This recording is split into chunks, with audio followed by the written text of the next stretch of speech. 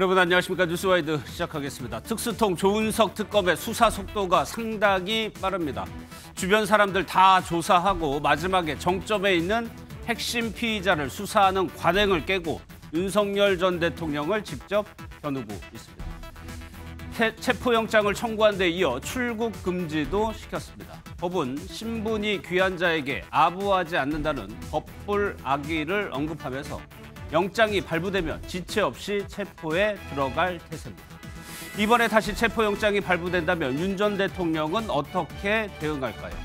이제 현직 대통령도 아니고 인간방패로 내세울 경호처 인력도 없습니다. 무엇보다 영장 집행에 불응할 마땅한 법적 근거도 없죠. 체포영장은 이르면 오늘 발부됩니다. 이 소식으로 오늘 시작하겠습니다. 경찰 직접 출석하는 건 거부하고 계신데 특검 소환에 응하실 생각 있으신가요?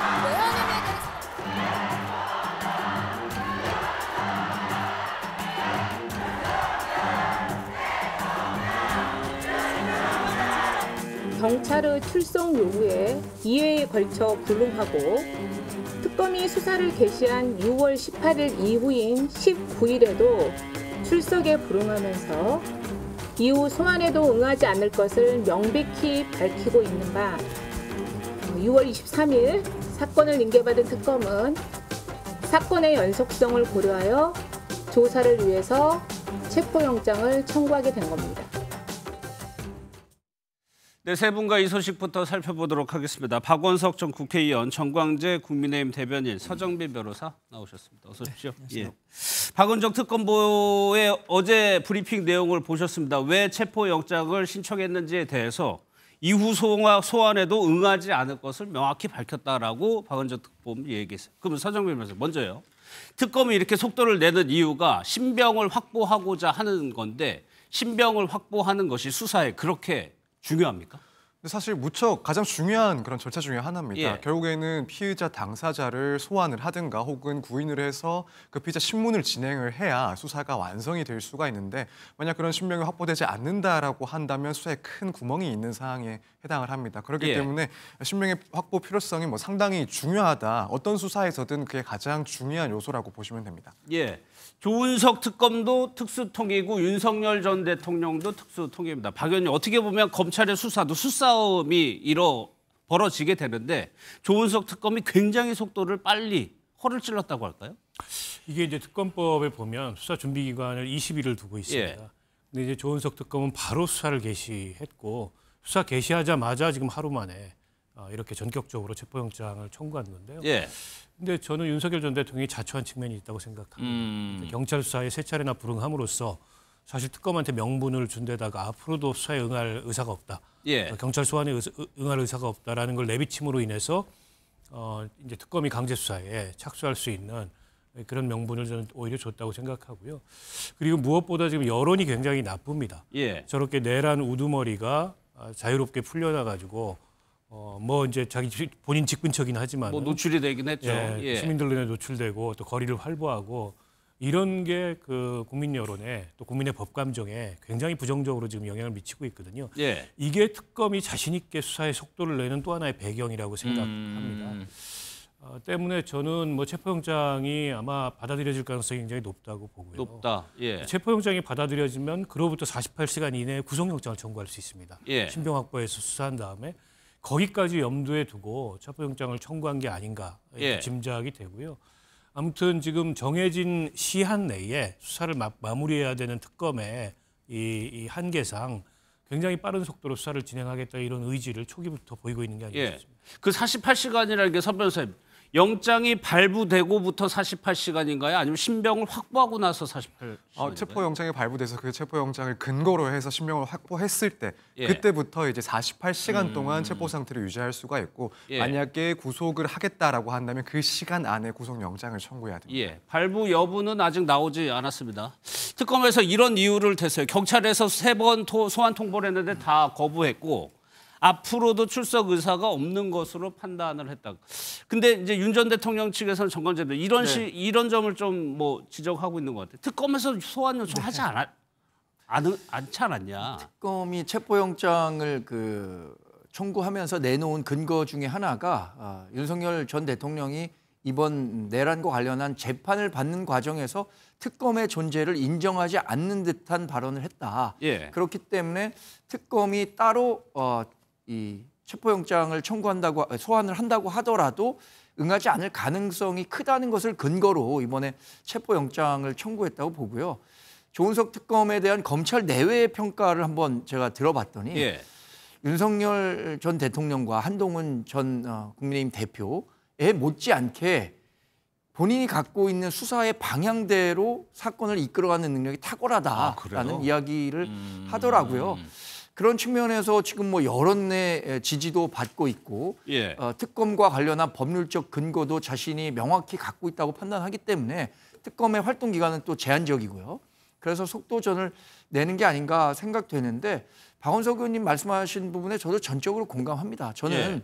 경찰이 2차례까지는 그 소환에 불응하더라도 체포영장을 발부하지 않거든요. 예. 적어도 3차례 청구했을 때는 본인이 가서 수사에 응하겠다라는 명시적인 약속을 했었어야 되는데 그러지 않았기 때문에 특검으로서는 이 체포영장을 청구할 수밖에 없었다. 예. 이렇게 볼 수 있을 것 같습니다. 예. 근데 서부에서 청구를 했어요. 그러면 이 결정은 법원이 하게 되는 건데 대략적으로 시간이 뭐 이르면 오늘 나올 수 있다. 뭐 얘기도 있지만 절차가 어떻게 되는 겁니까? 일단 법원에서는 사실 체포영장 청구가 있을 때 뭐 보통은 그날 오후나 혹은 그날 저녁까지는 체포영장 발부 여부를 결정하게 됩니다. 아, 당일에요? 네, 그렇습니다. 그리고 뭐 시간이 조금 더 걸리는 사건이다, 사건 증거 기록들이 상당히 많은 편이다, 혹은 법리적인 다툼이 있을 수 있다라고 한다면 예. 그래도 뭐 그 다음 날 정도까지는 숙고를 했다가 체포영장 발부 여부를 결정을 하게 되는데 뭐 지금 이 상황에서도 어쨌든 사안 자체가 물론 뭐 복잡할 수 있긴 하지만 예. 그동안 워낙 뭐 여론적으로든 혹은 뭐 그 밖에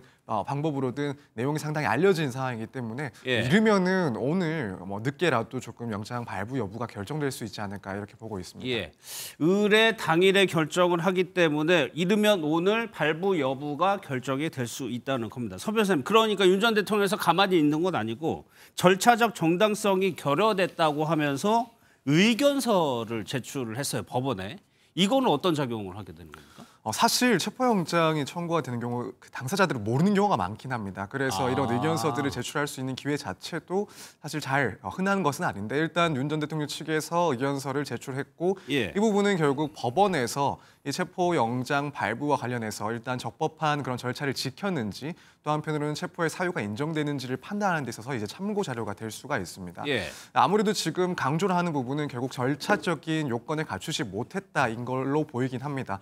왜냐하면 경찰에서 뭐 소환 요구를 한 적은 있긴 했지만 지금은 특검에서 어쨌든 영장을 청구한 것이고 그렇다면은 뭐 별도로 소환 통지를 했어야 되는 거 아니냐 예. 이런 점을 다투지 않을까. 그래서 뭐 절차적 문제다라고 주장을 할 것 같긴 한데 개인적으로는 절차적인 부분은 사실 큰 문제가 되지 않을 것이다라고 보고는 있습니다. 예. 왜냐하면은 체포영장 발부 규정을 봤을 때 사실 뭐 소환에 응하지 않는 경우뿐만 아니라 응하지 않을 우려가 있을 경우에도 체포영장을 발부를 할 수 있기 때문에 예. 그동안 일련의 그런 흐름을 봤을 때 그런 우려가 있다라고 법원에서 판단할 가능성은 어느 정도 있지 않을까. 그래서 이 절차적인 흥결보다는 결국 내용적인 측면, 그러니까 윤 전 대통령 입장에서는 이미 특검이 이제 시작이 되거나 혹은 그 시작이 예견되는 상황에서는 결국 경찰에서의 조사가 아니라 특검에서 진행할 조사에 응하기 위해서 기다렸던 것이다. 예. 그렇기 때문에 긴급하게 이렇게 체포할 필요가 없고 얼마든지 앞으로의 수사에 적극적으로 임할 것이다. 따라서 뭐 체포의 사유가 인정되지 않는다. 이 점을 사실 더 주장을 하는 게 효과적이지 않을까 이렇게 생각하고 있습니다. 그러면 서 변호사님 개인적인 뭐 의견이 발부 여부를 좀 어떻게 전망하세요?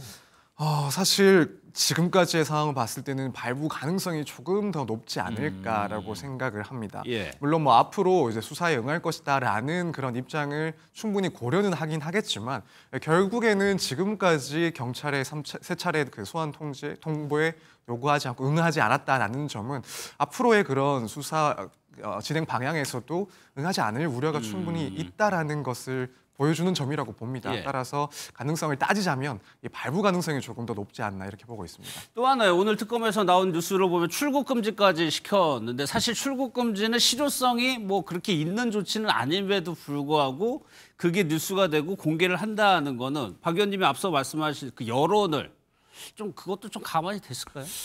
일단 좀 관행적인 측면도 있는 것 같아요. 예. 어쨌든 체포영장을 발부하거나 구속영장을 신청하게 되는 그런 피의자에 대해서 출국 금지를 하는 경우들이 많이 있지 않습니까? 그런 측면도 있고 또 다른 측면으로는 당사자에 대한 압박의 의미도 있을 것 같아요. 예. 물론 뭐 출국 계획이 있거나 이런 게 아니기 때문에 그걸 통해서 이제 얼마나 압박을 느낄지는 모르겠습니다만 수사기관 입장에서는 출국 금지라는 것도 일종의 이제 형사적 강제 조치를 취하는 거기 때문에 그런 압박의 의미를 갖는 측면이 있고요.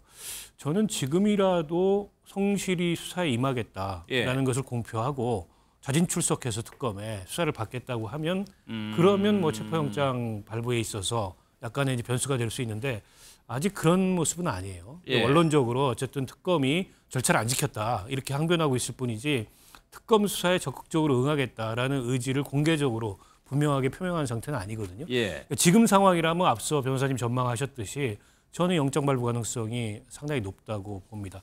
어제 오후 5시쯤 그 체포영장이 신청됐기 때문에 이제 곧 24시간이 돼가거든요. 그래서 뭐 다른 그 전례들로 봤을 때 예. 아마 오늘 중에 결정이 예. 되지 않을까 싶습니다. 어제 박지영 특검보가 이 내용을 브리핑하면서 법불악이라는 말을 꺼내 들었습니다. 그 영상 보고 이어가도록 하겠습니다. 윤석열 전 대통령은 여러 피의자 중에 1인에 불과하고 다른 피의자들은 모두 조사를 받았습니다. 조사에 응하지 않은 유일한 사람이고 특검은 수사 기한에 제한이 있고 여러 사항에 대한 조사가 예상되는 바 끌려다니지 않을 예정입니다. 법불악이 형사소송법에 따라서 엄정히 진행할 예정입니다. 부드럽게 얘기했지만 그 의미는 아주 강경하게 읽힙니다. 법불악기는 법은 귀한 자에게 아첨하지 않는다는 얘기입니다. 그러니까 피의자 중에 한 명으로 보인다라고 특검보가 얘기를 했습니다. 이게 서 변호사님, 법조계에서 그런데 과거 수사 공수처나 이런 수사에 보면은 이 얘기 하긴 했었거든요. 사실 뭐 변호사나 혹은 일반적인 예. 사람들 같은 경우에는 뭐 수사를 받는 상황에서 법불악이라는 이야기를 들어볼 일은 없습니다. 예. 그래도 이제 결국 권력이라든가 혹은 지위가 조금 특별한 그런 피의자 같은 경우에는 이렇게 수사기관에서 법불악기를 이야기를 하면서 공정한 그런 수사들을 진행할 것이다라는 점을 밝히기는 하는데 이제 결국에는 말씀하신 것처럼 이런 이야기가 나왔다라는 것은 이전까지의 그런 절차들에서 상당한 국민들의 우려가 있었다라는 점을 알고 있다. 또 그 부분에 대한 문제의식을 하고 있다라는 점을 다시 한번 밝히는 것이다. 이렇게 보고 있습니다. 그렇기 예. 때문에 이런 우려들을 앞으로는 조금 불식시키는 방식으로 그러니까 지금까지의 그런 속도나 방향에 있어서 재검토를 하고 예. 보다 이제 빠르고 경우에 따라서는 조금 더 강한 그런 수사를 진행하겠다. 이 점을 다시 한번 표명한 그런 표현이라 이렇게 생각을 하고 예. 있습니다. 근데 정관장님 지금 뭐 과거 기사들을 찾아보면 이원석 검찰총장도 법불악이 얘기했었고 오동훈 공수처장도 법불악이 얘기했어요. 하지만 잘 안 됐거든요. 우리 국민이 갖고 있는 최소한의 법상식, 가장 기본적인 법상식은 모든 법 앞에 만인은 평등하다일 겁니다. 예. 윤석열 전 대통령이 현직 대통령도 아니고요. 또 현직 대통령이었다고 하더라도 당시에 논란이 있었지만 체포영장이 발부됐을 때 실제 체포가 되기도 했었죠. 법불악이라는 좋은 그 사자성어를 들이대지 않다고 하더라도 우리 사회가 갖고 있는 이 법의 지배라는 원칙이라는 점을 고려한다면 예. 전 현직 대통령이든 전직 대통령이든 혐의가 있다면 당연히 법의 적용을 일반인과 동일하게 받아야 한다고 생각합니다. 예. 1995년 12월에 전두환 전 대통령에 대한 검찰 소환 조사가 진행됐습니다. 당시에 그 유명한 골목 성명이 나왔죠. 그런데 전두환 대통령 그 골목 성명한 다음에 합천에 내려간 다음 예. 바로 다음 날 검찰의 공권력 앞에 잡혀왔습니다. 이후에 사면이 되긴 했지만 저는 과연 이런 모습이 윤석열 전 대통령이 연출하려고 하는 모습인가라는 부분에 대해서 굉장히 비판적으로 보고 있습니다. 우리 당이 비록 대출한 대통령이었다고는 하지만 예. 실제로 비상계엄과 탄핵으로 인해서 이제 역사적 판단을 받은 셈이거든요. 예. 그렇다면 국민의 한 사람으로 돌아와서 검찰 수사기관의 수사에는 적극적으로 응하는 것이 국민의 도리라고 생각합니다. 예. 또 하나요. 박지영 특검보의 어제 브리핑 내용 중에 이런 내용이 있습니다. 전직 대통령은 특별하게 조사실이 마련돼야 하느냐라고 기자에게 반문을 했어요. 그러니까 이 부분은 과거 그래도 전직 대통령이라 하더라도 예우를 좀 어느 정도 수사기관에서 갖춰줬던 것도 없다는 뜻이거든요. 그렇죠. 과거의 전직 대통령들에 대한 뭐 검찰의 혹은 특검의 수사의 전례를 보면 그런 예우가 있었습니다. 근데 지금 특검팀 같은 경우에는 그걸 고려하지 않는다라는 예. 것을 어제 우회적으로 밝힌 건데요.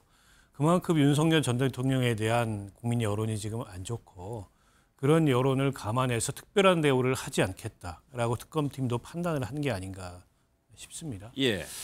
그러니까 지난번에 그 12월 달에 지난해 관저에 아직 현직 대통령으로 있을 때 체포영장이 청구됐을 때는 국민의힘 국회의원들을 비롯해서 지지자들이 가서 그랬죠. 체포영장 집행을 막으려고 뭔가 시도를 했고 또 경호처에서도 물리적으로 체포영장 집행을 한 차례 저지시켰던 바가 있습니다. 그런데 지금은 이제 그런 상황이 전혀 일어나지 않을 거예요. 국민의힘에서 공식 논평조차 나오지 않았습니다. 이 이슈에 대해서. 그런데다가 국민의힘 현역 의원들 중에 아마도 누구도 가가지고 체포영장 집행을 저지하거나 항의하는 모습을 보이지 않을 거고 예. 지지자들 또한 저는 마찬가지. 일부 지지자가 뭐 항의하거나 소요를 일으킬 수는 있겠습니다만 공권력 집행을 몸으로 맡겠다 이런 모습은 전혀 일어나지 않을 거예요. 그런데다가 지금도 이제 경호 대상이어서 경호처의 경호가 지원이 되고 있습니다만 예. 영장 앞에서 과거 그 경호처가 물리적으로 영장을 막았던 것처럼 그 불가능하거든요. 때문에 이제 체포영장이 발부되면 그냥 체포되는 거는 수순이고 근데 그런 모습을 보이기 전에 본인이 지금이라도 자진해서 출석하고 성실히 조사에 임하겠다라는 예. 입장을 늦었지만 저는 지금이라도 밝히는 게 전직 대통령으로서 국민에 대한 최소한의 마지막 남은 예의다 이렇게 생각합니다. 예. 그러면 만약에 발부가 된다면 저번에 1차하고 2차 때는 경호처를 비롯해서 뭐 차도 세우고 인력으로 인간 방패를 샀기도 했었는데 그러면 정광재 대변인 예. 지금 국민의힘에서는 앞서 박은석 의원께서 저번에는 현역 의원들이 가기도 하고 그래서 관저 네. 앞에 지금은 분위기가 어떻습니까?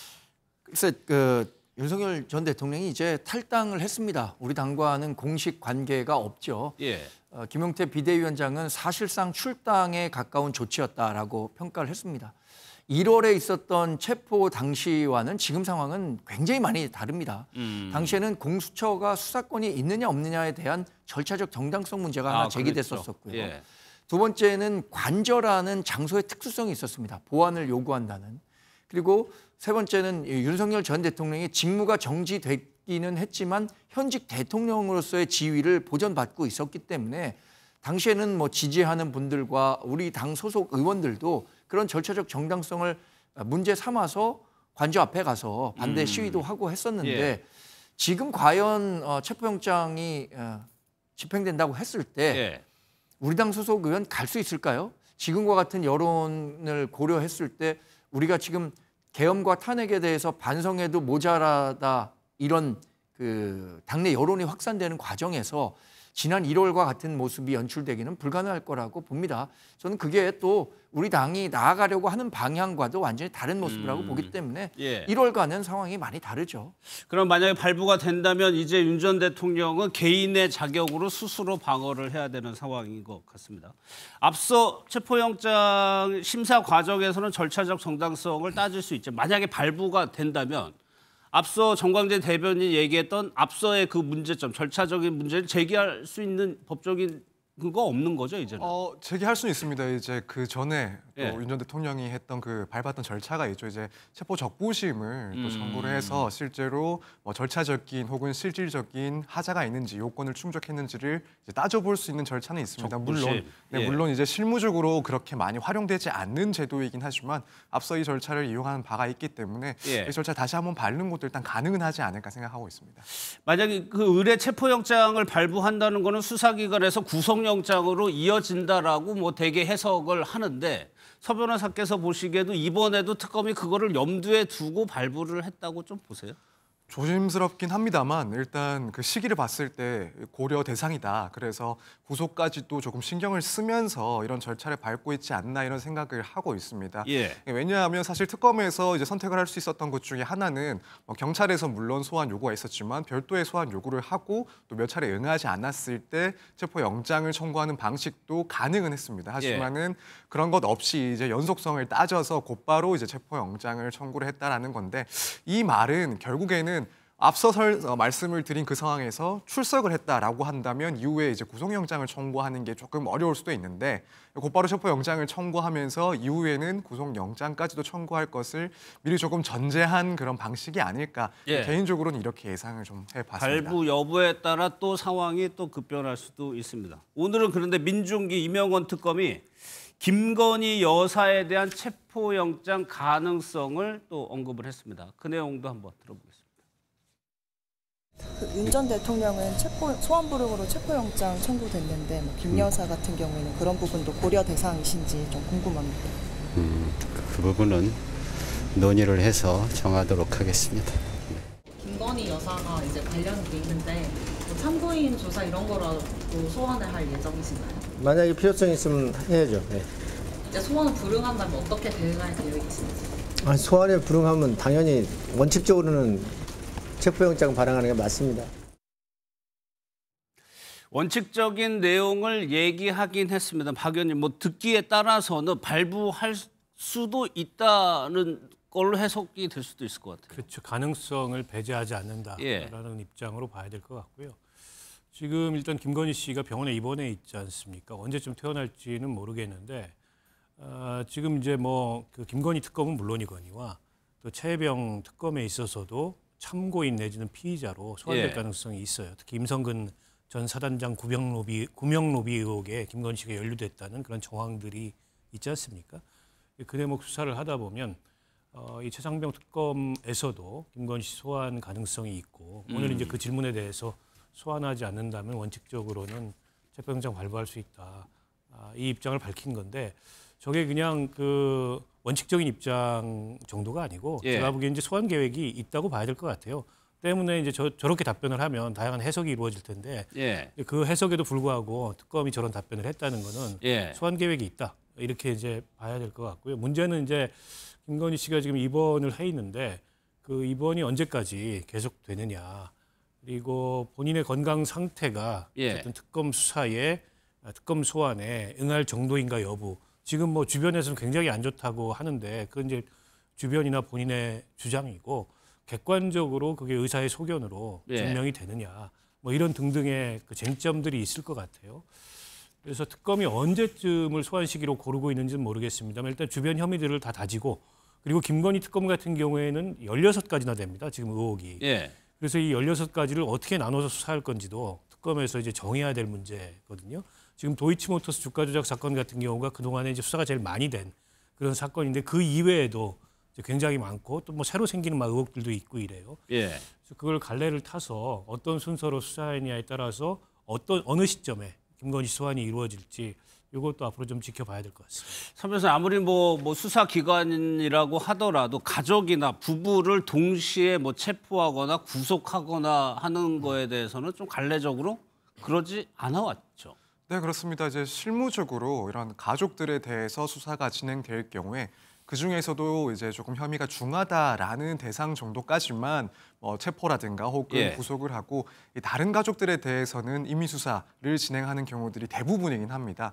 다만 이제 한 가지 변수가 될 수 있다라는 예. 점은 이제 보통 이렇게 가족들이 문제가 되는 그런 사건은 공범인 경우들이 대부분입니다. 그래서 같은 혐의에 대해서 가족 일부에 대해서만 구속이라든가 체포를 하고 나머지는 그런 임의 출석 등을 요구한다 이건데 지금 이제 김건희 여사라든가 윤석열 전 대통령의 그런 의혹이나 혐의 같은 경우에는 대부분 별개의 그런 사건들에 해당을 합니다. 그렇기 때문에 이 점은 기존의 그런 관례들을 그대로 적용하기에는 조금 어려울 수가 있다. 따라서 변수가 될 수 있다 이렇게 볼 수 있을 것 같습니다. 근데 정관재 대변인 실제 소환도 아직 여부도 소환도 안 돼 있고 이 때문에 김건희 여사 체포영장 좀 먼 얘기일 수도 있는데 이렇게 얘기하는 것이 혹시 좀 압박하는 의도도 좀 있을까요? 뭐 그럴 수도 있겠지만 일단 김건희 여사가 병원에 입원해 있는 상태입니다. 예. 그리고 특검은 아직 발족도 안 했고 출범도 안 했잖아요. 특검에 보장된 기간 내에 김건희 여사에 대한 철저한 조사를 한 후에 소환을 해도 저는 충분할 거라고 생각하는데 다만 거기에는 이런 전제 조건이 있어야겠죠. 예. 김건희 여사가 건강이 회복하는 즉시 소환에 적극적으로 응하겠다. 그렇지 않으면 윤석열 전 대통령도 소환에 응하지 않으니까 체포영장이 발부된 거 아니겠습니까? 예. 저는 김건희 여사의 우선 쾌유가 있어야 한다고 생각하고요.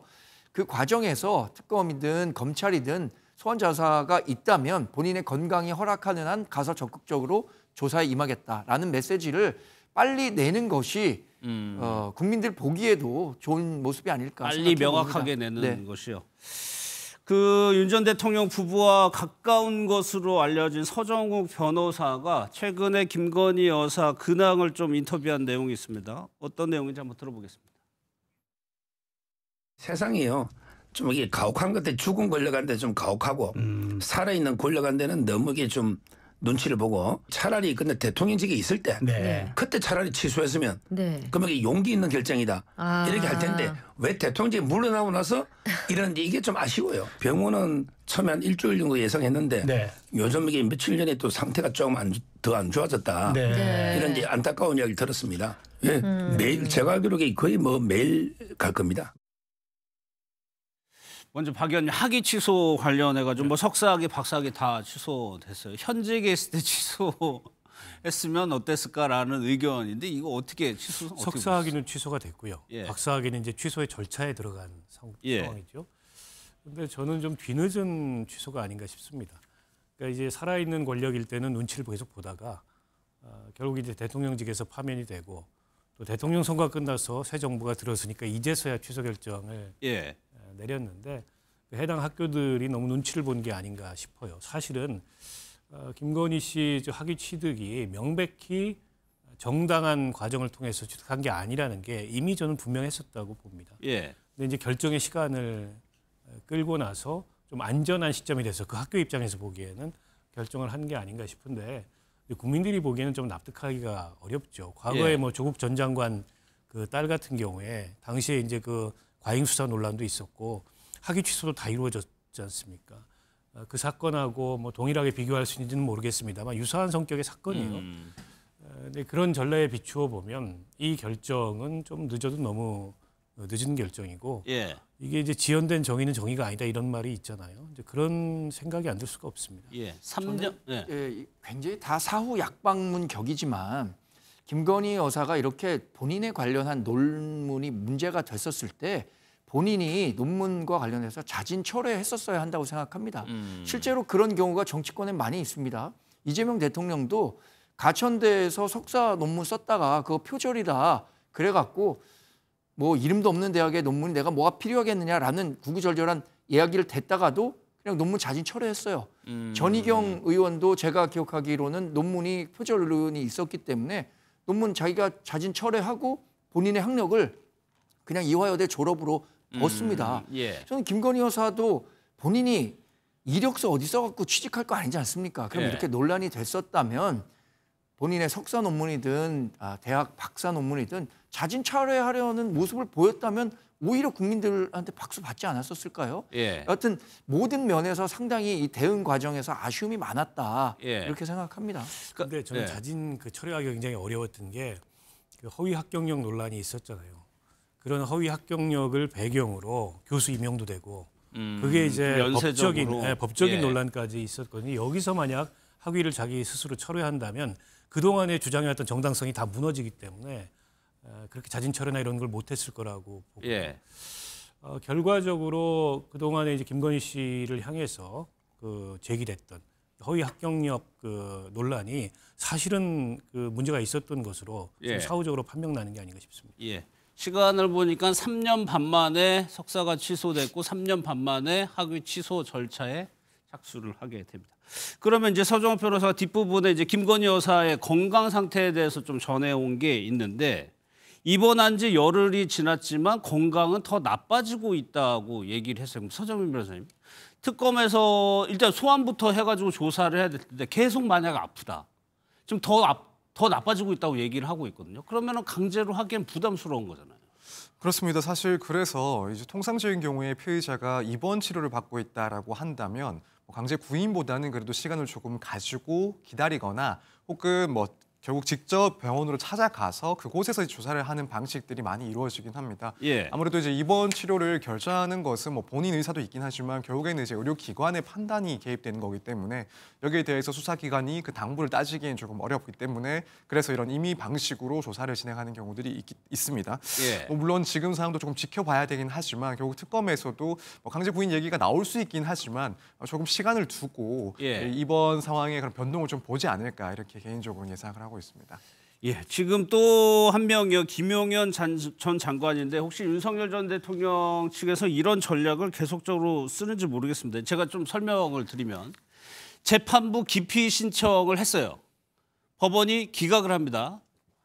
또 기각을 했어요. 이게 서정변 변호사님, 이거 또 준항고, 근데 법률적인 용어가 많이 나오긴 하는데 계속적으로 할 수 있는 문제 제기를 좀 계속하는 듯한 좀 재판부도 그렇게 봤고요. 그런 느낌이 들거든요. 네, 그렇습니다. 사실 이런 기피 신청을 자주 하지도 않지만 또 그것이 기각됐을 때 거기에 대해서 이런 여러 가지 불복 절차를 거치는 경우들이 많지는 않습니다. 결국에는 이 상황에서 이런 법적인 모든 가능한 절차들을 거친다라는 것은 법원 입장에서는 아무래도 이 재판을 지연하기 위한 목적이 있다라는 그런 판단을 더 높게 하는 그런 요소가 되지 않을까 생각이 됩니다. 그리고 지금 아무래도 가장 중요한 부분은 결국 이제 현재 진행 중인 그 내란 혐의와 관련된 재판에 있어서 구속 기간이 곧 이제 만료가 되기 때문에 그래서 특별한 그런 조건 없이 풀려나는 것을 목적으로 해서 이런 각종 불복 절차를 거치고 있다라는 판단을 받을 가능성이 무척 높은 상황이라고 봅니다. 그 점 역시도 이제 법원에서는 고려를 해서 이런 각종 신청이나 불복이 있긴 하지만 계속 기각을 하거나 혹은 받아들여지지 않는 그런 결과가 나오지 않나 이렇게 생각이 됩니다. 재판부가 기각 사유를 설명하면서 소송 지연 목적이 명백하다고 판단했다라고 이유를 밝혔는데 앞으로도 윤 전 대통령 수사에 관련해서도 할 수 있는 모든 법적인 절차를 하게 되면은 지연이 되고 동력이 또 떨어질 수도 있거든요. 그 가능성은 어떻게 보세요? 아마도 그런 식의 이제 기술적 대응을 하려고 할 텐데 그게 이제 모두 다 수용될 가능성이 있는 건 아니거든요. 때문에 일단 이제 특검이 내란 수사를 완료해서 기소가 되고 나면 그 뒤에 절차는 다 이제 재판에서 진행되는 거기 때문에 어쨌든 그건 이제 수사 이후 단계가 되는 거고요. 김용현 씨 지금 그 구속 기간 만료가 내일입니다. 그래서 내일 안에 구속 여부를 그러니까 이제 추가 구속 여부를 지금 법원이 결정을 해야 돼요. 아니면 일단 석방이 됐다가 다시 이제 구속영장이 받아들여지면 영장실질심사를 통해서 영장이 다시 이제 발부가 될 텐데요. 아마 그 절차가 굉장히 번거로울 수 있기 때문에 한번 풀어줬다가 다시 구속하고 내일 이전에 그 구속 기한이 만료되기 전에 법원이 결정을 내리지 않을까 싶은데요. 그래서 오늘 밤 안에라도 그 결정이 나지 않을까 이렇게 예상합니다.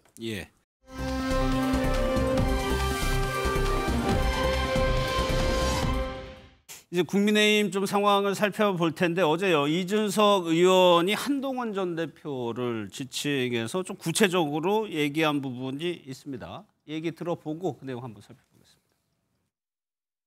한동훈 전 대표는 출마를 한다 이렇게 보시는 거고요. 100% 할 겁니다. 나경원, 안철수, 한동훈 이렇게 나올 것 같습니다. 김문수 장관이 애매하게 볼 겁니다. 애매하게. 한동훈, 안철수, 나경원 이렇게 세 분이 나온다고 가정했을 때 누가 승리할 것 같습니까? 한동훈 100% 이깁니다. 이거는. 저는 안철수 의원이 됐으면 좋겠다라는 그런 생각을 하지만은 제가 우리 당도 아니고 그냥 누가 됐으면 좋겠다 입장에서 안철수 의원이 되는 게 제일 저랑 관심사도 비슷하고 좋긴 하죠. 그런데 이 구도로는 한동훈 대표가 될 겁니다. 이준석 의원은 한동훈 전 대표가 출마할 가능성은 100%고 또 승리할 것이다라고 예측을 했는데 일단 박 의원님께 저 출마 100% 부분이 평론적인 측면에서 한 것 같나요? 아니면 정치인으로서 한 것 같습니까? 양측면이 다 있는 것 같은데요. 일단 객관적으로서 관찰자로서 평론가로서 예측을 한 측면도 있고 또 정치적으로 보면 어쨌든 이준석 의원이 이번 대선에서 일정한 성과를 거두긴 했습니다만 예. 또 한편으로는 이제 한계도 뚜렷하게 확인했다 이런 평가가 있어요. 결국에 궁극적으로는 이제 보수의 본진으로 돌아가야 되는 거 아니냐 이런 얘기들도 나오거든요. 예. 이제 그 다리를 놓기 위해서 이런저런 모색들을 하고 있는 거 아닌가 이런 느낌도 좀 줘요. 그래서 국민의힘 전당대회 관심이 좀 지대한 것 같아요. 지금 이준석 의원이 예. 최근 들어서 이제 저런 평론을 이번 처음만이 아니고 여러 차례 그런 평론을 하고 있다 이런 보도들을 봤는데요. 그만큼 이제 국민의힘의 전당대회에 촉각을 곤두세우고 있는 게 아닌가 그런 느낌을 주고요. 근데 이제 100% 출마한다 이렇게 객관적으로 보이는 상황은 아니에요. 네. 한동훈 전 대표가 별로 결정을 못 하고 있는 것 같아요 지금. 그렇게 그 알려져 주변에서는 있죠. 예. 반대가 더 심한 것 같고 그래서 저렇게 자신한 근거가 뭔지는 잘 모르겠습니다. 100% 출마할 거라고 얘기하면서 나경원, 안철수, 한동훈 이렇게 세 명이 나오면은 한동훈 전 대표가 이길 것이다까지 얘기를 했어요. 정광재 대표님은 어떻게 들으셨어요? 근데 지금 이런 단서가 붙었잖아요. 지금 한동훈 전 대표의 행동을 보면 예. 안 나올 사람이 아니다 100% 출마할 것이라고 했는데 한동훈 전 대표가 어떤 행동을 하고 있죠? 지금 라방하고 당원 가입해달라는 얘기밖에 하지 않고 있는데 예. 이게 100% 출마의 근거가 되는지 잘 모르겠습니다. 이준석 의원이 정치평론 오래 했죠. 그렇죠. 사실 굉장히 오랜 기간 정치평론을 했었고 그 본인의 평론 결과가 맞은 경우도 많이 있었을 거라고 생각하지만 정치의 100%가 어디 있던가요? 저는 지금 하시는 말씀은 본인의 이해관계가 조금 엇물려 있기 때문에 본인의 희망사항이 반영된 예치가 아닌가 이렇게 생각합니다. 그러니까 이준석 의원으로 본다면 중도 보수 진영의 정계 개편이 없지 않고는 다시 국민의힘이든 큰 정당으로 돌아가기가 어려운 상황이거든요. 예. 여러 가지 측면에서 한동훈 전 대표의 그 정치적 행보가 관심이겠지만 지금 내놓는 전망이 저는 맞을 것 같지는 않습니다. 그런 와중 그러면 정관장님 지금 한동훈 전 대표가 명확하게 입장은 표명 안 하고 있죠. 근데 네. 고민하는 지점 어떤 지점이 있는 겁니까? 일단 그 본인이 당 대표를 맡았을 때 예. 과연 본인이 원하는 수준의 개혁 방향과 속도를 만들어낼 수 있을까 이 부분에 관한 고민이 있을 것 같아요. 예. 물론 당선이 될 수냐 있느냐 없느냐도 고민하겠지만 당 대표가 된 이후에 그런 그 정치적 성과물을 만들어서 내년 그 지방선거까지 승리로 이끌 수 있는 자신이 있느냐 없느냐 예. 이런 걸 고민할 수 있을 것 같고요. 또 하나는 지난 2년간 굉장히 쉼없이 달려왔는데 주위 분들 가운데는 이런 얘기하시는 분들이 많은 것 같아요. 본인의 그러니까 한 전 대표의 정치적 내공을 조금 더 키우는 게 좋지 않겠느냐. 그러니까 휴식을 취하면서 이런 그 실력들 좀 키우는 예. 계기로 삼는 것이 좋지 않겠느냐라고 조언을 해주시는 분도 있을 것 같아요. 그런데 예. 이 두 가지 조언을 방향이 다르긴 하지만 그게 다 한 전 대표에게는 진정 어린 조언이라고 생각합니다. 그것과 관련해서는 한 전 대표가 정치적 결단을 내릴 수밖에 없겠는데 예. 그 시기가 아직은 뭐 보장이 된 거죠. 왜냐하면 우리가 전당대회를 8월 중하순 정도에 개최한다면 7월 초 정도에는 이 공고가 날 것이고 그때까지는 좀 시간이 있기 때문에 7월 초까지는 네, 한동훈 전 대표가 더 고민하지 않을까 싶습니다. 제 생각에는. 예. 또 하나요. 이준석 의원이 인천 계양을을 언급했죠. 이재명 대통령이 가지고 있던 지역구입니다. 관심이 많은 지역인데 어떻게 얘기했는지 한번 들어보겠습니다. 선거 중에 제일 난이도 어려운 게 보궐이거든요. 하면은 영웅 되죠. 거기 그 셋 다 어려운 지역구들이니까 하나로 돌파하면 이제 굉장한 정치적 동력을 얻는 거니까 욕심이 나겠지만 안 되면 이제 약간 좀 황교안 대표 같은 약간 그 막 대표도 하고 막 기분 내고 막 총리도 하고 다 기분 내고 하는데 나중에 종로 가서 뚝 떨어지고 나가지고 이분은 수도권에서 안 먹히나 본데 이렇게 그냥 판명돼 버리는 그런 상황이 나올 수도 있거든요. 이 의원의 말을 좀 떠나서 박 의원 일단 인천 계양을이라는 지역구가 가지는 정치적인 상징성이 꽤 크거든요. 여야 모두요. 그렇죠. 이재명 대통령의 지역구였고 그 전에는 이제 송영길 얼마 전에 그렇죠. 이제 출소한 그 전 민주당 대표의 지역구였고 여기 민주당의 이제 아주 텃밭과 같은 곳입니다. 예. 한 번도 그걸 국민의힘 쪽에 보수 정당의 그 지역구를 넘겨준 적이 없었던 그런 지역이에요. 그러니까 보수 정당으로서 굉장한 험지고 이재명 대통령이 떠났다 하더라도 내년 재보궐 선거에서 계양을 해서 보수 정당이 승리할 가능성은 굉장히 희박해요. 그런 상황에 한동훈 전 대표가 거기 출마할 가능성도 저는 매우 낮다고 보는데 예. 이준석 의원은 그 출마 가능성을 상당히 있는 걸로 보는 것 같아요. 그것도 저는 역시 약간 본인의 희망사항 비슷한 거 아닌가. 예. 저런 프레임을 쳐놨는데 출마 안 하면 피하는 거고 예. 출마해서 떨어져도 나쁘지 않고 뭐 이런 게 아닌가 싶은데 현실적으로 한동훈 전 대표가 결과가 어느 정도 보이는 그런 선거에 출마할 가능성이 별로 없고 예전 같으면 예. 정치적 거물이 출마하면 그 험지에서도 결과나 판도를 바꿀 수 있었는데 지금 그런 시대가 아니에요. 그런데다가 이제 이재명 정부 들어서서 이제 한참 막 이 국민들의 그런 새 정부에 대한 기대나 이런 것들이 고조돼 있을 시점일 가능성이 높은데 내년 지방선거하고 동시에 열리지 않습니까? 예. 내년 지방선거의 판도도 물론 이제 아직 1년 남았기 때문에 단정할 수는 없습니다만 국민의힘으로서는 굉장히 불안감을 많이 안고 있잖아요. 예.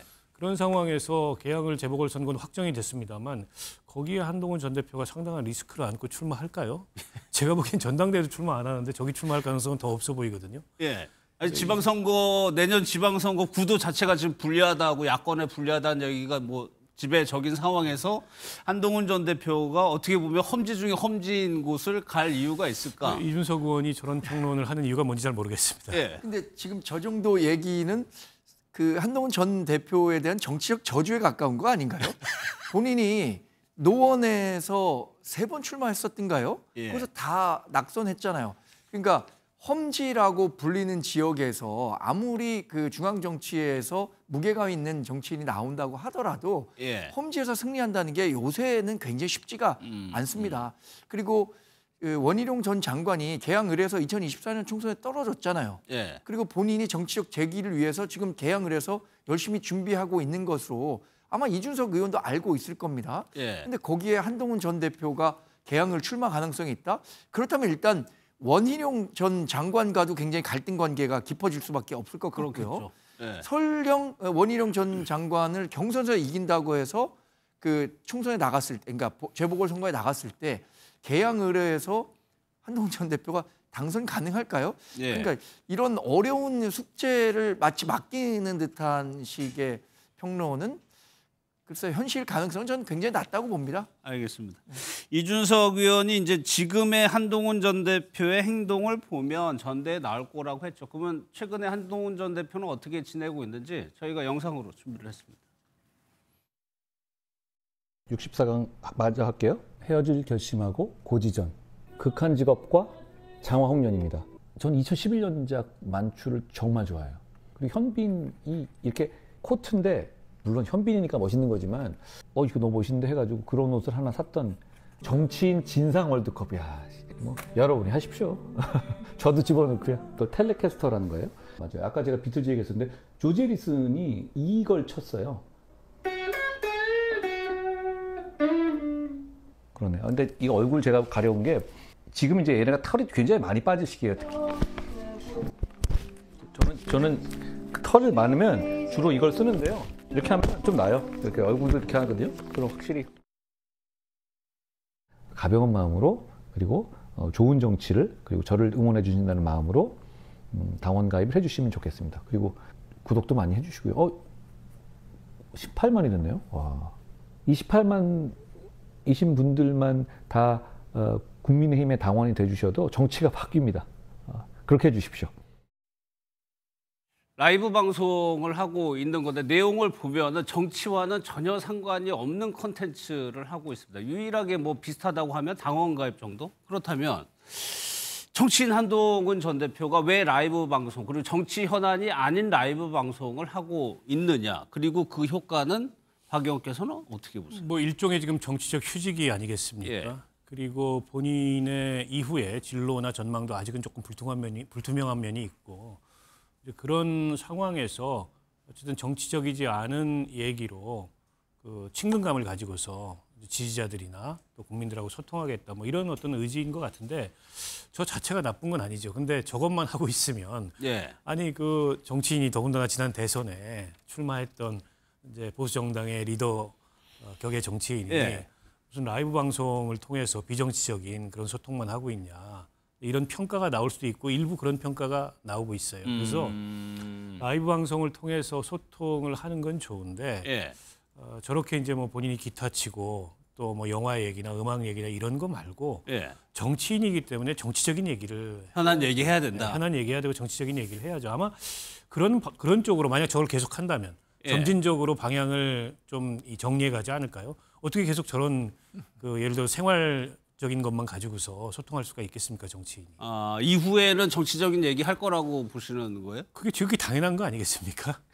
정광진 대표님 100% 공감합니다. 예. 지금이야 조금 많은 유튜브 라이브 방송이나 이런 것으로 끌어들이기 위한 이야기를 하고 있는 거고요. 그 다음은 본인이 생각하는 보수 정치 또 대한민국이 어떤 방향으로 가야 하는지에 대해서도 이야기하는 시점이 오지 않을까 저도 그렇게 예상을 하고요. 예. 지금 라이브 방송만 하고 계신 건 아닙니다. 다양한 사람들을 만나고 있어요. 사실 그게 뭐 다 일일이 한동훈 전 대표가 누굴 만났다, 뭐 어떤 이야기를 들었다, 다 얘기할 수 있는 건 아니잖아요. 다 보도가 되는 것도 아니고. 그렇죠. 그래서 지금 이런 정치적 휴직이 지금 제도권 정치에서 본인이 할 수 있는 역할이 상당히 적거든요. 지금. 예.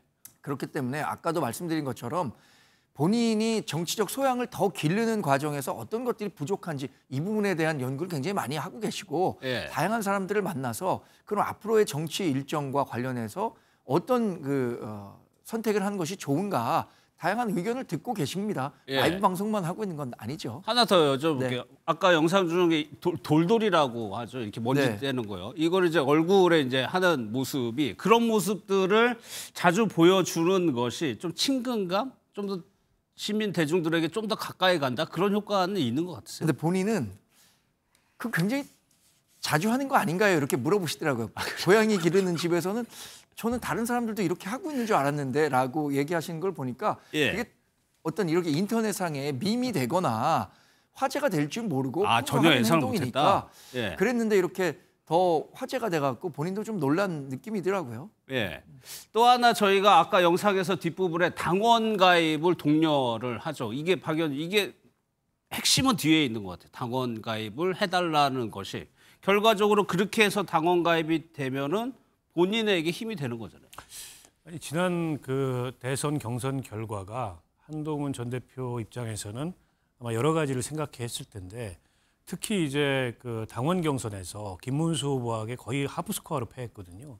그게 굉장히 뼈아팠을 거예요. 그래서 지금 국민의힘의 이 당원 구성을 바꾸지 않고서 국민의힘의 변화 혁신이 어렵고 또 본인이 국민의힘에서 리더십을 정상적으로 발휘하기 어렵겠다.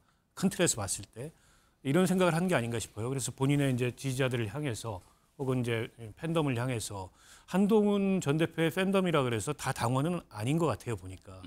그래서 당원에 가입해야 바꿀 수 있다 이런 메시지를 지속적으로 띄우는 게 아닌가 싶은데요. 그것 때문에 이제 전당대회를 출마할 거다 이렇게 보는 것 같아요.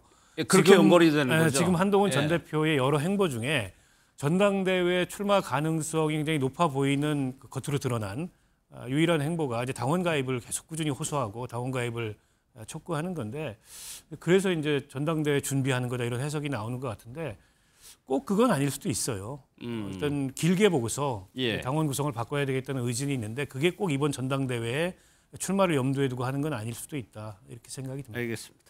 두 분과는 여기서 마무리하고요. 조갑재 대표와 정치권 이야기 좀 더 나눠보도록 하겠습니다. 25년도 지금 우리나라 정부 예산안 규모가 어느 정도 되는지 아십니까? 저희가 지금 추계를 저는 사실은 다시 해야 되는 상황이라고 보고 있습니다. 본 예산 어느 정도인지 어바웃으로 말씀하시면 됩니다. 뭐 정확한 숫자까지 말씀드려야 됩니까? 그러면은 국가 채무 비율은 어느 정도인지 알고 계십니까? 20에서 30 정도 사이로 제가 알고 있는데요. 지금 우리나라 국가 채무 비율이 48.4%입니다. 그리고 우리나라 국가 경제 규모는 말씀드리면 올해 예산안이 673조 규모입니다. 제가 보기에 그거보다 훨씬 더 작은 단위의 본인 재산도 관리가 안 되면서 예상했던 대로 국가 전체 경제에 대한 그림을 가지고 있지 않는 것 같아서 매우 유감입니다. 그러니까 월급의 거의 2.5배의 지출이 있다 보니까 이제 돈이 어디서 나왔느냐 이게 문제가 됐던 거고요. 현금 6억 정도가 비는 상황이거든요. 추징금 내고 이러면서 저희 아내는 생활을 하면서 생활비에 굉장히 어려움을 겪었고 그래서 생활비로 혹은 200, 300 이런 식으로 이렇게 받은 것이 제법 되는 것 같은데 다 포함하면 그렇게 해서 받은 게 2억 이상 되는 것 같습니다. 부의금이 한 1억 6천 정도 되는 것 같고요. 네. 두 번에 걸쳐서 한 1억하고 1억 5천 해서 한 2억 6천 정도 되는 것 같습니다.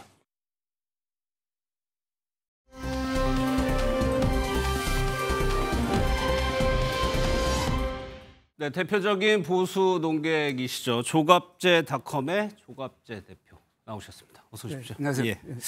오늘 뭐 뉴스 보셨겠지만은 특검에서 윤석열 전 대통령에 대해서 체포영장 신청하고 출국 금지하고 수사 속도가 굉장히 빠릅니다.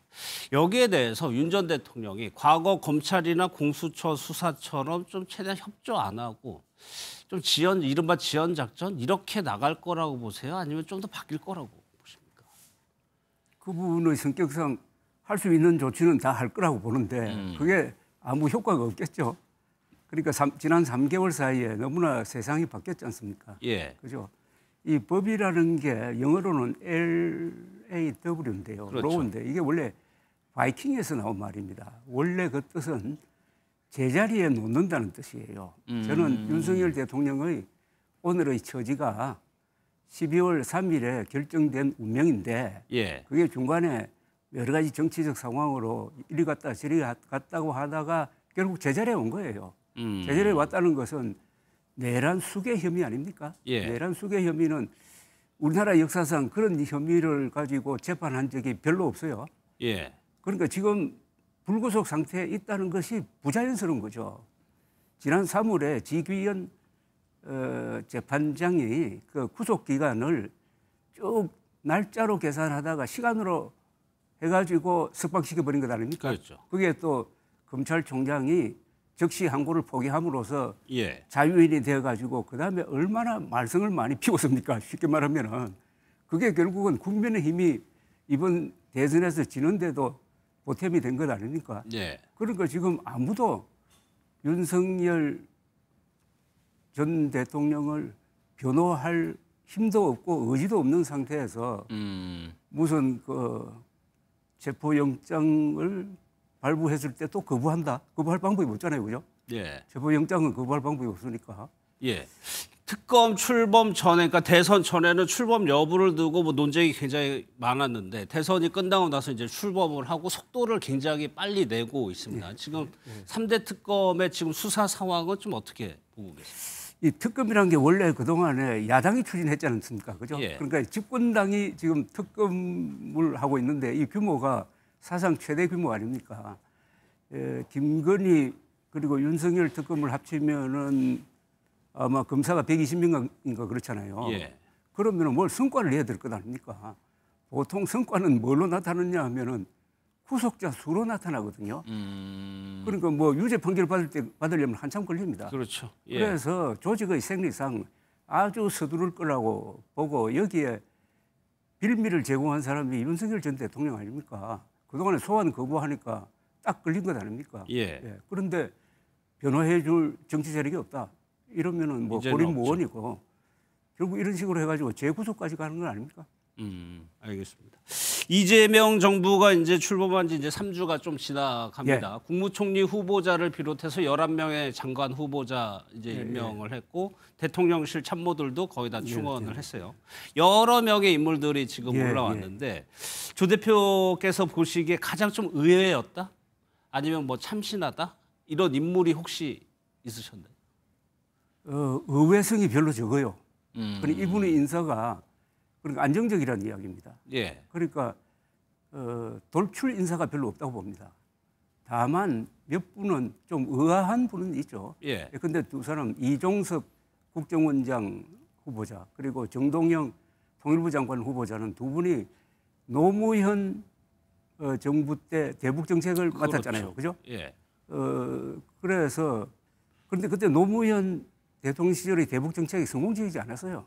그 뭐냐면은 북한 핵 문제 해결에 전혀 도움이 안 되는 대북 정책이었다고요. 예.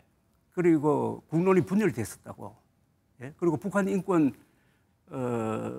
획기적으로 개선시키지 못했어요. 예. 그런데 그렇게 두 분을 다시 임명한 것은 조금 그게 조금 의외로 보였다고 할까요? 그 나머지는 우선 뭐 11명의 장관 후보자 중에 정치인이 현역 지금 국회의원이 5명 아닙니까? 예. 5명이죠.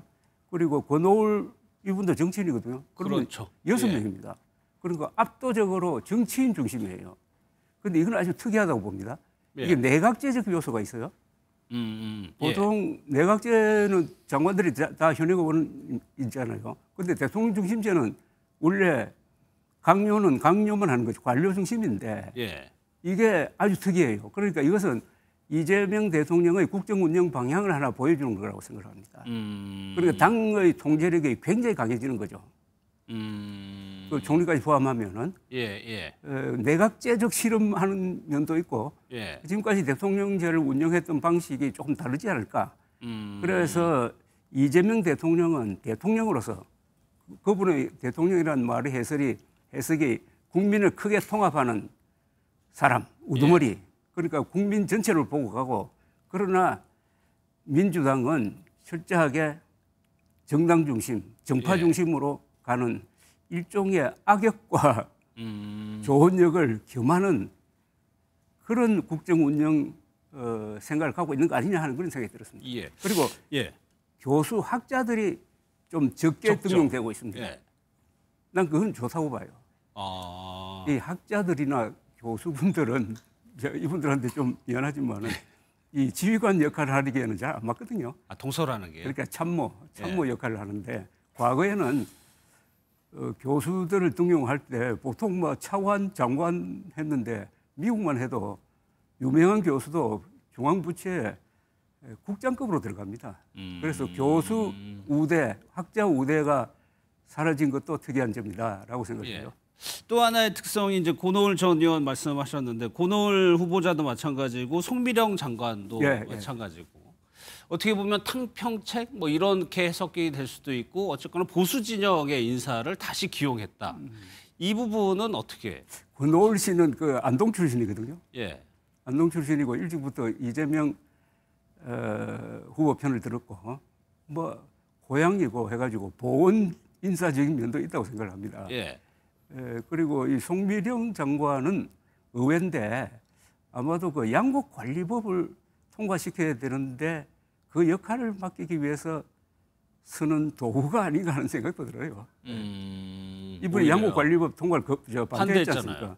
그런데 양곡관리법 자체가 또 문제는 있거든요. 지금 살 재배 면적을 줄여야 되는데 그게 어떤 기준 이하로 살값이 떨어지면 정부가 의무적으로 쌀을 구매하도록 했잖아요. 그런데 그 조항을 조금 수정을 해가지고 통과시키도록 하는 데는 송미령 장관이 쓸모가 있다고 생각한 것 아닐까 하는 생각입니다. 오히려요. 오늘도 김민석 총리 후보자에 대한 청문회가 진행이 되고 있는데 그 전까지만 하더라도 여러 가지 의혹이 나왔는데 실제 청문회가 시작되고 보니까 결정적인 한방이 없더라 이런 평가가 있습니다. 이것이 야당으로서 국민의힘이 제대로 못한 것이냐 여당인 민주당이 잘 방어한 것이냐 어떻게 좀 평가하세요? 그 전체적인 이미지로는 김민석 총리 후보자의 이미지가 좀 떨어졌다고 봐요. 그 김민석 이 총리 후보자는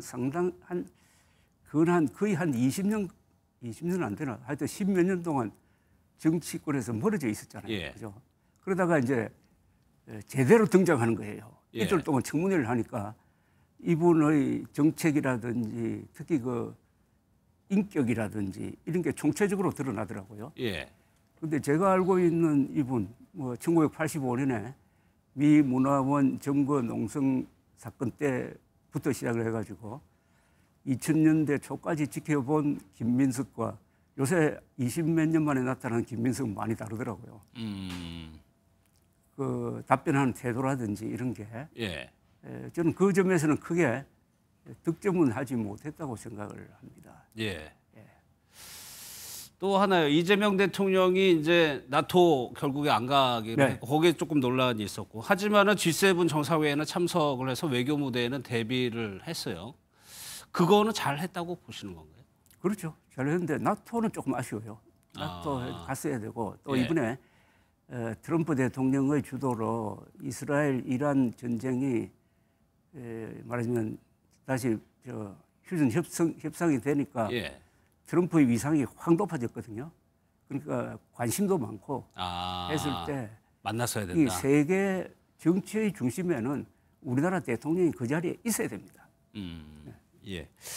이제 야당 얘기도 좀 예. 해보겠습니다. 개혁신당 대선 평가 세미나에 참석하셨다고 참석했습니다. 저희가 들었는데 실제로 보시니까 어떻습니까? 이 개혁신당 이준석 의원이 제3당 대한정당으로서 보수 세력 대안으로서 좀 가능성이 있어 보이던가요? 있어 보입니다. 8.34% 포인트의 득표는 1987년에 말이죠. 대통령 선거가 있었는데 1로 3김, 노태우, 김영삼, 김대중, 김종필 이렇게 나왔어요. 그때 김종필 후보가 받은 득표율이 8.1%입니다. 그보다 더 많아요. 그래서 아주 불리한 3석짜리 미니 정당으로서는 많이 받은 겁니다. 예. 그런데 어제 세미나 같은 그때 세미나에서는 좀 비판적인 얘기도 많이 나왔었다면서요. 뭐 주로 거의 대부분 뭐 비판적인 의견이고 저도 비판적으로 했고 뭐라고 비판? 김종인 선생도 비판적으로 이야기했고 저는 우선 대단한 성과인데 그러나 전략이 하나 잘못된 게 이재명 후보를 공격하는데 주안점을 두더라고요. 그러지 않고 김문수 후보를 공격하는데 주력했어야 된다. 김문수 후보가 대표하고 있는 윤석열 계엄 세력 그리고 부정선거 음모론 이걸 비판을 했어야 득표율에도 도움이 됐을 것이다. 그러니까 전략적으로 잘못됐다.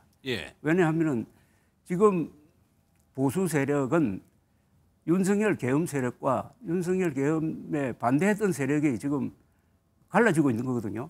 그건 일종의 노선 투쟁을 하고 있고 선명성 경쟁이기도 하고 정통성 싸움이기도 합니다.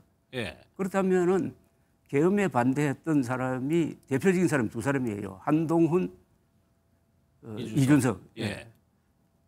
그러면은 당연히 대선판에서는 김문수 후보를 더욱 공격해야 되는데 그렇게 하지 않는 사이에 김문수 쪽에서 단일화 프레임을 걸어가지고 딱 인지를 삼아서 이리 끌고 저리 깔고 했지 않습니까?